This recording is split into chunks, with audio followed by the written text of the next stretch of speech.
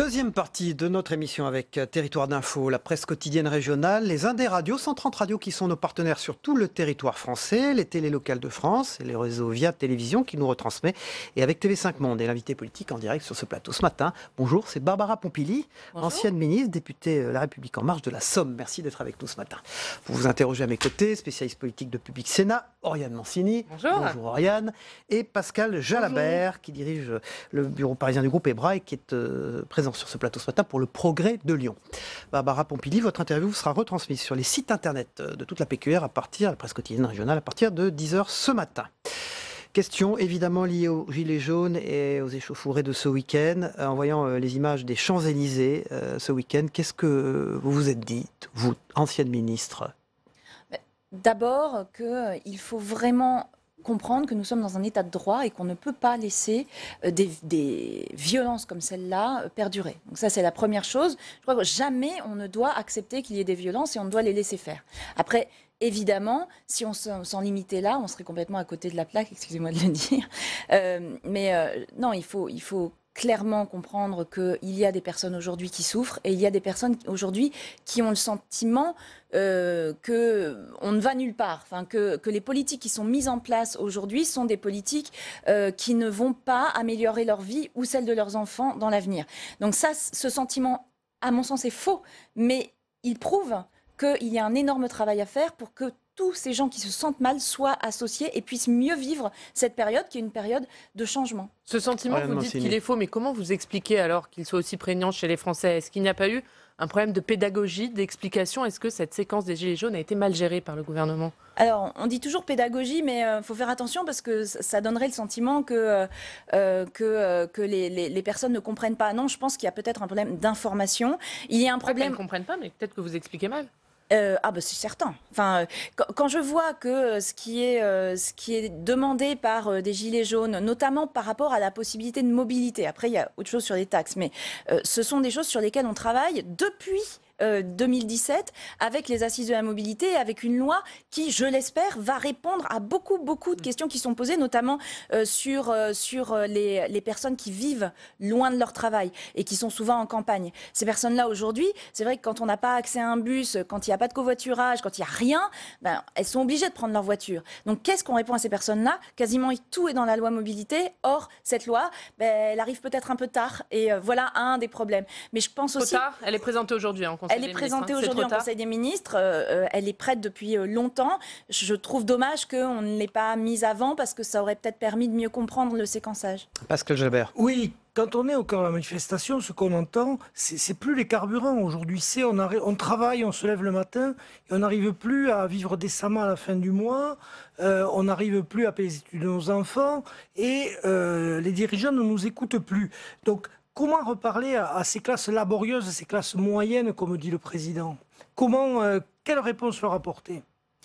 D'abord, il faut réassurer une présence sur les territoires. C'est quelque chose qui est dit depuis longtemps, y compris par les collègues députés qui sont sur ces territoires-là et qui le voient bien. Moi aussi, à Amiens, je me rends bien compte que dès qu'on sort d'Amiens, on est dans la campagne et que ce que nous disent les gens, c'est qu'ils ont l'impression qu'il n'y a plus de services publics, que toutes leurs taxes, en fait, ils ne savent pas où elles vont. Alors évidemment que ça, c'est exagéré parce que l'école gratuite, parce que la santé gratuite, c'est quand même des choses très importantes dans ce pays. Et je crois qu'il ne faut pas jeter le bébé avec l'eau du bain. Maintenant, il est vrai qu'aujourd'hui, on a du mal à avoir des services publics dignes de ce nom dans les campagnes. Alors, aujourd'hui, il y a, pareil, des politiques qui sont mises en place, des maisons des services publics qui sont en train d'être mises en place, des maisons de la santé, dans le plan santé. Un des principaux axes du plan santé, c'est justement remettre des lieux de santé dans les territoires. Donc, on voit bien que toutes ces choses-là sont comprises.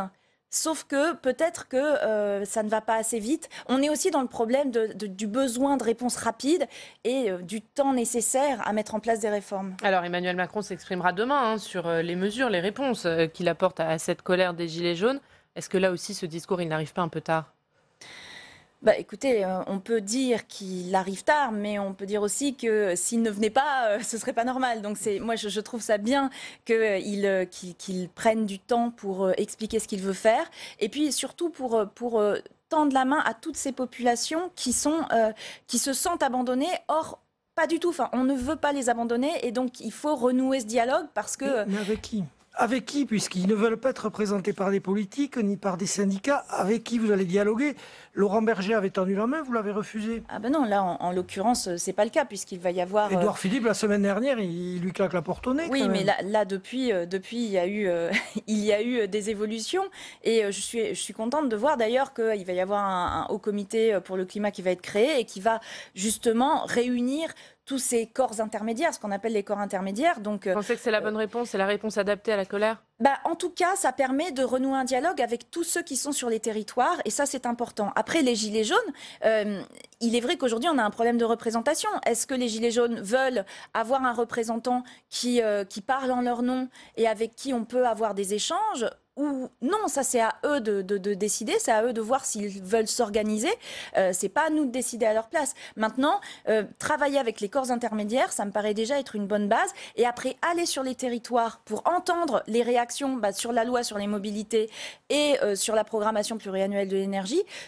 Programmation pluriannuelle de l'énergie, c'est qu'est-ce qu'on fait pendant 10 ans justement pour faire face aux enjeux énergétiques? Comment on fait pour que les gens vivent mieux, pour qu'ils puissent avoir leur maison isolée? Par exemple, ça va être un des gros sujets. C'est comment on fait des économies d'énergie et du coup comment on fait des économies dans le porte-monnaie des gens. C'est aussi, par exemple, en isolant les maisons, c'est un énorme plan qui est mis en place qui va créer beaucoup d'emplois dans le bâtiment, chez les artisans. N'oublions jamais aussi que c'est une opportunité, la transition écologique, c'est une opportunité de créer des centaines de milliers d'emplois d'ici 2025. Pour revenir sur les corps intermédiaires, vous dites travailler avec les corps intermédiaires, c'est une bonne base. Mais est-ce que finalement cette colère des Gilets jaunes, ce n'est pas le résultat de la philosophie, de la politique d'Emmanuel Macron qui a voulu se passer des corps intermédiaires et qui aujourd'hui se retrouve face à la rue directement?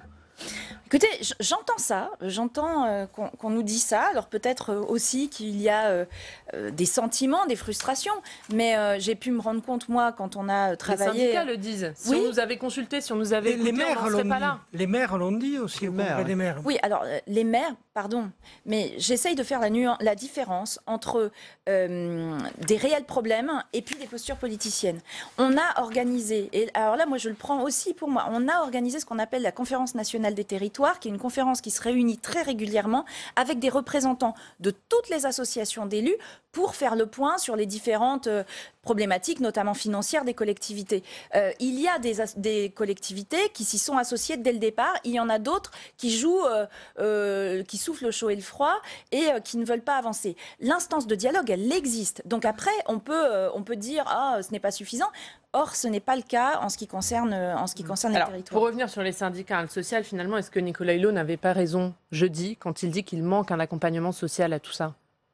L'accompagnement, il aurait dû être plus marqué et plus annoncé, parce qu'on voit aujourd'hui que ce qui est prévu a priori comme accompagnement, alors il y en a que les gens considèrent comme pas suffisant, c'est-à-dire la prime à la conversion, etc. Mais enfin, quand je vois comme ça marche quand même la prime à la conversion, on voit que beaucoup de gens ont changé leur voiture grâce à la prime à la conversion. Je pense que c'est pareil, faut pas tout rejeter en bloc. La prime à la conversion, c'est bien. Le chèque énergie, nous, ça fait très longtemps qu'on dit qu'il faut l'augmenter. Donc le fait qu'il soit augmenté, c'est bien, parce que ça touche les personnes les plus en difficulté.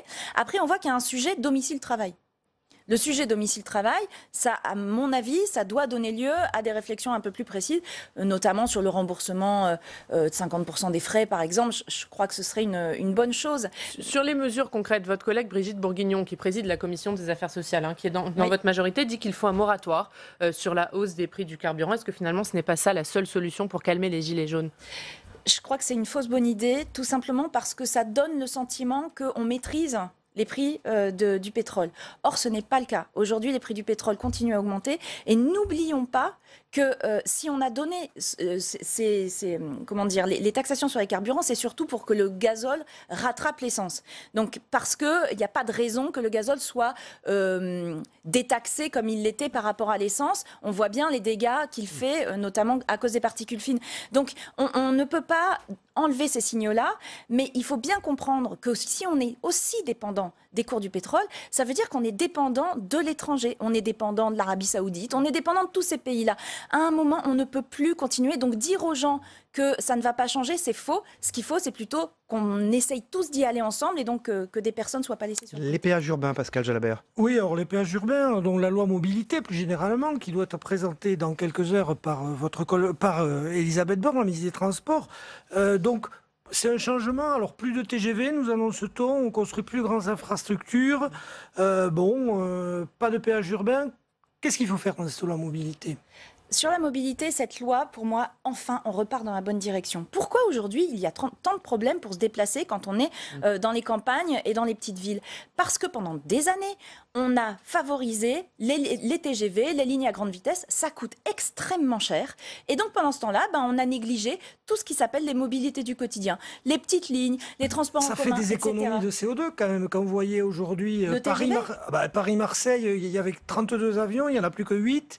Et à la place, il y a du TGV, donc c'est comme du CO2. C'est très bien, c'est très bien. Toulouse-Paris, vous avez 48 avions par jour qui font l'aller, 96. Oui. Sauf que le transport aérien, c'est 3% des émissions de gaz à effet de serre en France. Mais le TGV, c'est 95% des émissions de gaz à effet de serre dans notre pays, ce sont les transports routiers et plus de la moitié, c'est les véhicules personnels. Donc c'est à ça qu'il faut s'attaquer. La loi mobilité s'y attaque. Les péages urbains qui ne figurent plus, donc dans ce projet de loi. C'est une bonne chose de les avoir supprimés, d'avoir voulu ne pas les faire en tout cas. Je n'ai pas parlé avec Elisabeth Borne ce week-end, donc je ne vais pas parler à sa place. Mais si ça a été enlevé, c'est certainement pour éviter un épouvantail, pour qu'encore on nous dise « Ah là là, ils veulent taxer les gens », alors que le péage urbain... Donc c'est une victoire pour les gilets jaunes. Non, mais c'est plutôt... ça sert à rien que les gens s'énervent sur une mesure qui manifestement ne rencontrait pas l'adhésion des collectivités, puisque c'était simplement un outil. Il y a une boîte à outils qui est permise dans la loi mobilité et ça faisait partie des outils. On voit que ça ne prenait pas la peine de s'énerver. Donc on l'enlève, ça ne changera pas grand-chose. Même si il y a d'autres outils comme les zones à faible émission par exemple. Là, j'entends des gens qui disent « Oh là là, les zones à faible émission quand même, c'est gênant ». Qu'est-ce que c'est ? Les zones à faible émission, c'est simplement que les véhicules les plus polluants ne pourront plus rentrer dans les centres-villes. Ça existe partout en Europe. On est le seul pays en France où il n'y en a pas ou quasi pas, il doit y en avoir 2. En Europe, c'est développé partout. Tout le monde trouve ça parfaitement normal. Il n'y a qu'en France qu'on a du mal à faire avancer ça. Donc allons-y tranquillement et surtout toujours en accompagnant ceux qui ont le plus de difficultés. Et alors la vignette poids lourd, les camions qui vont tous les jours d'Andalousie jusqu'au Danemark, il en passe des milliers et des milliers. Donc du coup, vous renoncez à les taxer aussi ? Alors ça, c'est une question qui reste en suspens. On a besoin de 500 millions pour financer les infrastructures qu'on va rénover grâce à la loi mobilité. Et dans ces infrastructures, notamment, il y a les autoroutes ferroviaires. Les autoroutes ferroviaires pour permettre de mettre des camions sur des rails pour éviter la pollution. Ça, on a 500 millions à trouver. Donc ça va être dans le débat. Est-ce que c'est le contribuable français qui paye ou est-ce que ce sont les poids lourds, par exemple ? On va parler du nucléaire maintenant. Oui, puisqu'Emmanuel Macron annoncera demain aussi la programmation énergétique pour les 10 années à venir. Il ne devrait annoncer aucune fermeture de réacteurs avant la fin du quinquennat, à part ceux de Fessenheim. Est-ce que l'écologiste que vous êtes le regrette ? Je pense que si on veut arriver aux objectifs qu'on s'est nous-mêmes fixés, c'est-à-dire 50% de nucléaire d'ici 2025 ou 2035, je suis prête à accepter 2035, il faut le faire progressivement et donc fermer des réacteurs avant la fin de la programmation pluriannuelle de l'énergie, c'est-à-dire d'ici 10 ans. Il faut en fermer, moi je dis qu'il faut en fermer 6 plus Fessenheim, ça permettrait d'avoir une trajectoire logique. Et pourquoi je dis ça ? Parce que, ça permet de développer les énergies renouvelables. Si on laisse trop de nucléaire, c'est difficile de laisser leur part aux énergies renouvelables. Or, on sait qu'aujourd'hui, nous sommes à un tournant sur ces énergies. Tous les pays du monde s'y mettent. Comme d'habitude, on est un peu en retard. Faut pas qu'on loupe le coche. Excusez-moi de dire ça, c'est très important parce que ce sont les industries d'avenir qui vont irriguer nos territoires, y compris les territoires ruraux, et qui permettront de recréer de l'emploi, de l'activité et de nous mettre tout simplement dans la course. EDF veut construire des EPR. Que leur répondez-vous ? Très vite. Je leur réponds qu'ils réussissent déjà à faire fonctionner celui de Flamanville et après on verra. Voilà. Emmanuel Macron n'avait pas fermé la porte à la construction de ces 6 EPR. Pour vous, c'est une ligne rouge ?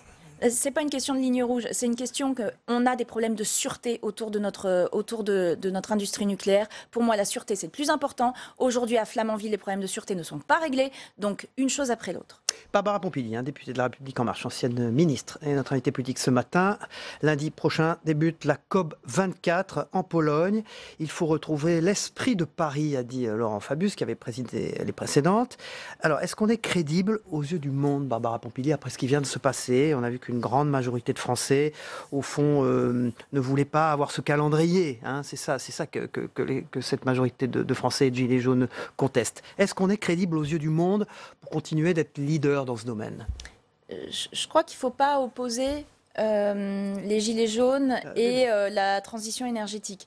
Les gilets jaunes, ce qu'ils demandent, c'est à être mieux accompagnés. Il y a aussi beaucoup de gilets jaunes qui disent non, mais nous, on est pour l'écologie. Alors évidemment, c'est un mouvement très varié. Je pense que dedans, il y a aussi des gens qui s'en fichent. Mais je pense qu'il y a une majorité qui est sensible à ces questions-là. Et d'une manière générale, on a pu constater que les questions écologiques sont très importantes. On doit tenir bon. On a une image vis-à-vis de l'extérieur qu'il faut qu'on tienne parce qu'on sait que l'entraînement de tous les pays se fait aussi avec une forme d'émulation. La France doit être à l'avant-garde, donc il faut aussi, c'est pour ça que notre programmation pluriannuelle de l'énergie soit à la hauteur. COP24, lundi prochain en Pologne. Vous êtes député de la Somme, vous avez parlé d'Amiens tout à l'heure, dans les Hauts-de-France. Quelles conséquences aura le Brexit, par exemple, sur un département comme le vôtre ? Je crois qu'on doit être tous attentifs à ce qui est en train de se passer et que le pire serait ce qu'on appelle le no deal parce que ça laisserait plein de situations, notamment vis-à-vis de nos entreprises qui travaillent avec l'Angleterre dans un flou juridique, un flou économique qui, à mon avis, serait extrêmement préjudiciable. On est mal préparé à un no deal. Clairement. Donc on a intérêt à soutenir, y compris l'Europe, mais aussi Madame May, qui a fait d'énormes concessions pour pouvoir arriver à un accord. Cet accord, c'est le moins mauvais des accords, on peut dire, de divorce. Et, qui reste à confirmer par le Parlement britannique. Qui reste à confirmer, mais je souhaite vraiment que nos collègues parlementaires britanniques...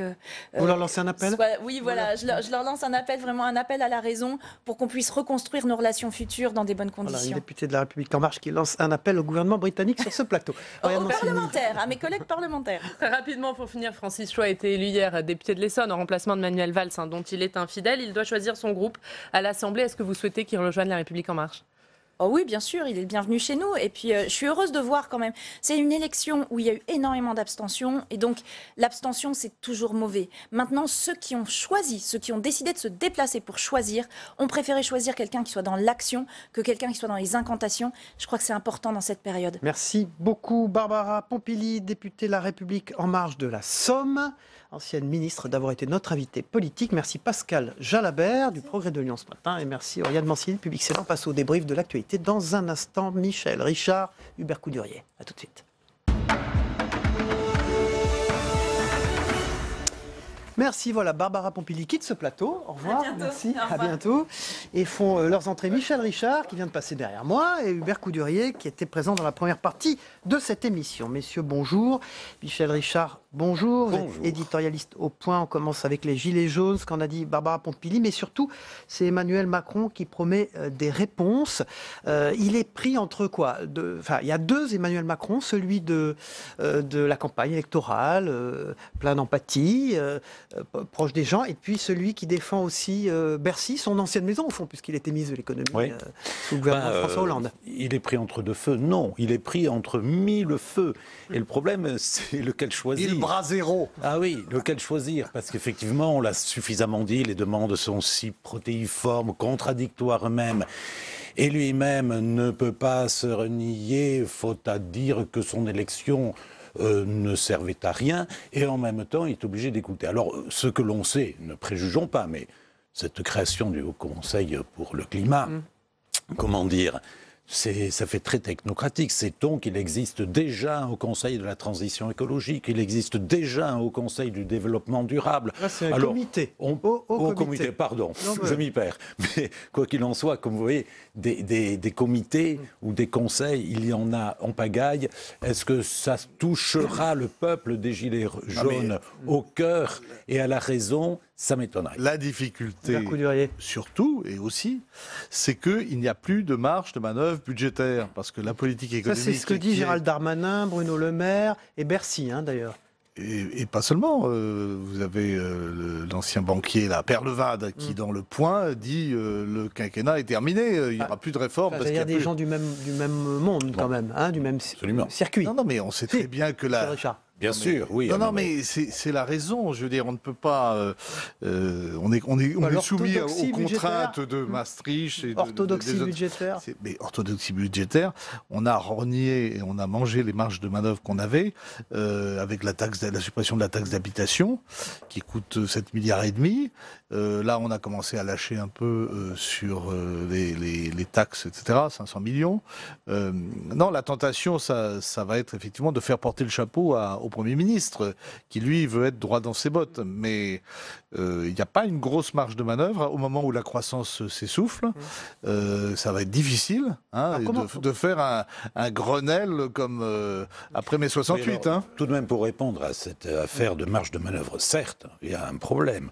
Mais tous les gens que vous citez, les Perlevade et autres, disent le défaut de ce gouvernement, son péché originel presque, c'est de n'avoir pas réduit la dépense publique, c'est-à-dire grosso modo de ne s'être pas attaqué à la fonction publique et au nombre de fonctionnaires. Et il est vrai que de ce point de vue, c'est assez marginal. Maintenant, si Macron et ses hommes avaient fait ça, nous aurions pu avoir tout aussi bien dans la rue des gilets violets, marrons, etc., qui se seraient plaints. Du contraire.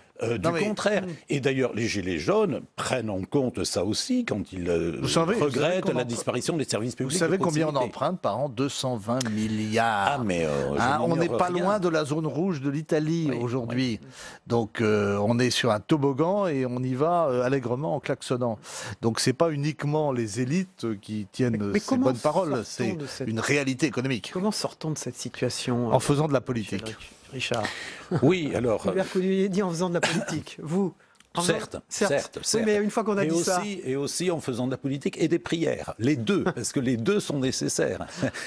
Parce qu'effectivement, ce que l'on voit, c'est que autant ce mouvement des Gilets jaunes est quelque chose de difficilement saisissable, mais ce que l'on voit face aux Gilets jaunes, que ce soit le pouvoir ou que ce soit ce qu'on appelle les fameux corps intermédiaires, et y compris les partis politiques, ils sont tout aussi perdus. Et d'une certaine façon, le pouvoir et les forces dites d'opposition, qui existent fort peu, sont tout aussi...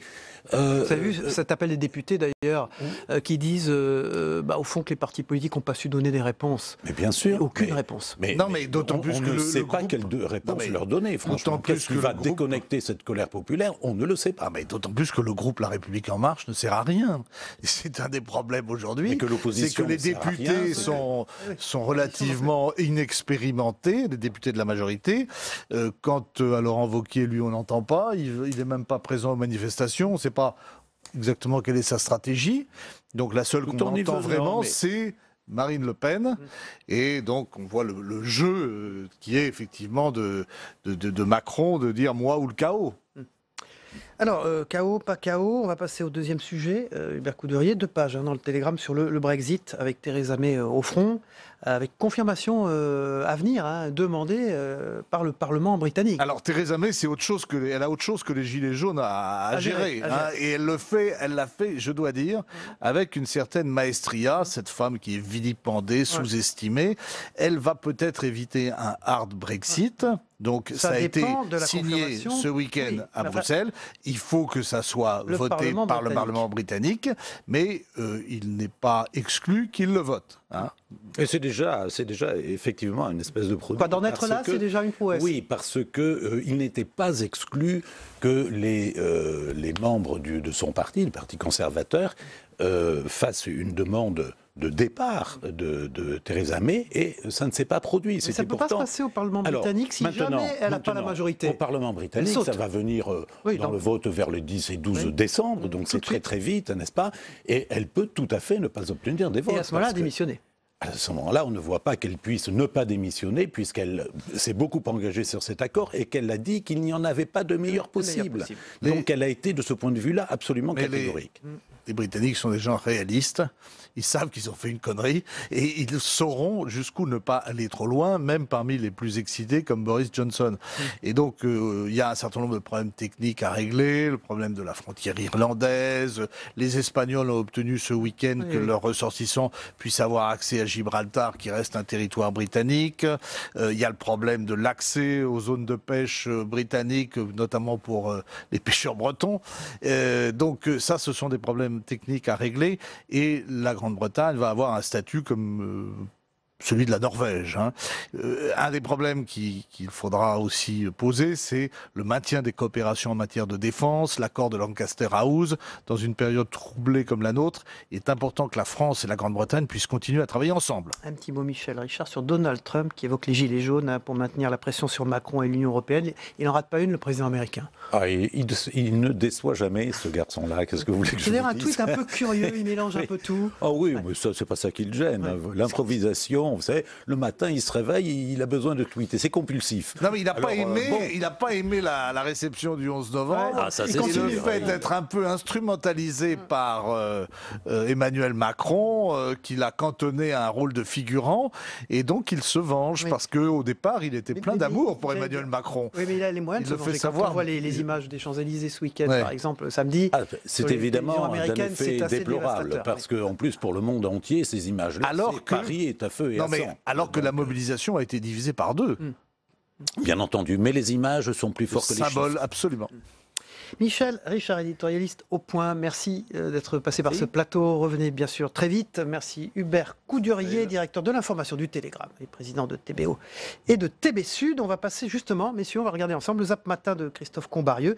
C'est ce qui s'est passé dans les journaux télévisés hier soir, les émissions politiques ce week-end et les matinales d'Info également ce matin, ce qui s'est passé chez les autres. On regarde ensemble, on se retrouve après, à tout de suite. Les Champs-Élysées tentent de retrouver un aspect normal après les dégradations et les incidents provoqués hier par certains manifestants violents. Beaucoup de dégâts, il y a eu aussi 103 interpellations, 101 gardes à vue à Paris. Ils font honte en la République, c'est les honnêtes gens qui ne payent pas leurs impôts, ceux qu'ils ont cassés hier. Et ils ont blessé des policiers, des gendarmes, des journalistes. Ils ont attaqué leurs concitoyens. Et il faut savoir distinguer les choses. Et l'anarchie ne peut pas avoir lieu dans le sol de la République. Leur idée était d'essayer d'une manière ou d'une autre de trouver le point faible dans ce périmètre central de protection des institutions. Je rappelle que c'est la première de nos missions, que c'était la cible, que certains nostalgiques auraient aimé revivre un 6 février 1934. Il n'en a pas été question. Oui, il y a de l'ultra-droite aujourd'hui. Il y a des personnes qui sont très éloignées de la démocratie, qui veulent même la mettre par terre, qui utilisent le mal-être des gens pour mener leur combat. Je pense qu'arriver avec un train de mesurettes, pour reprendre le terme d'Élodie, ça ne répondra pas aux attentes de tous les Français. Je ne parle pas uniquement des Gilets jaunes. Je parle de tous les Français qui, aujourd'hui, sont en attente de considération. Très concrètement, écoute, considération, ça veut dire qu'il faut recevoir à l'Élysée ou à Matignon des représentants des Gilets jaunes aujourd'hui ? Non, sûrement pas à l'Élysée ou sûrement pas à Matignon, dans quelques ministères que ce soit. Il y a eu le gaz qui a augmenté de 16% cette année, c'est un scandale. Il y a l'électricité qui augmente, il y a les mutuelles qui augmentent et on voit les autoroutes, comme d'habitude, se profiler également pour obtenir des augmentations. On ne peut pas racketter comme ça les gens sans même qu'il y ait eu de débat démocratique. En face, c'est vrai qu'il y a un gouvernement et un président de la République qui ne donnent aucune issue. Que du mépris, ils ont que du mépris. Je voyais hier le Twitter du président de la République, honte aux casseurs, etc., honte au mouvement. Très bien, il n'a pas eu un mot pour ces millions de Français qui ne s'en sortent plus. Cette colère-là, si le gouvernement ne l'entend pas, il est à côté de la plaque. Il doit aujourd'hui faire plus que de dire « je comprends ». Il doit le dire « d'accord, on se met autour d'une table et on va augmenter les salaires et les pensions ». La hausse des taxes sur l'essence et le diesel, c'est la goutte d'eau qui fait déborder le vase. La seule issue politique pour faire des choses, pour redonner du salaire aux Français, du pouvoir d'achat aux travailleurs et aux retraités, ça va être d'aller dissoudre l'Assemblée nationale. Je pense qu'il n'y a pas de projet de société, pas de projet politique au niveau national et européen si nous n'apportons pas une réponse claire à nos classes moyennes et à nos classes laborieuses, ce qui veut dire une réponse économique, sociale, mais également culturelle et de sens. Les classes laborieuses, j'adore. Hein. Je pense que la prochaine fois, on aura droit au gueux, peut-être. Bon. Moi, je vais vous dire, les Français, ils ont un sentiment de déclassement et de dépossession. Résumé de ce qui s'est passé également dans les autres matinales par Christophe Combarieux et le Zap Matin. Voilà, dans un instant, c'est l'actualité parlementaire et politique. On s'y retrouve. À tout de suite.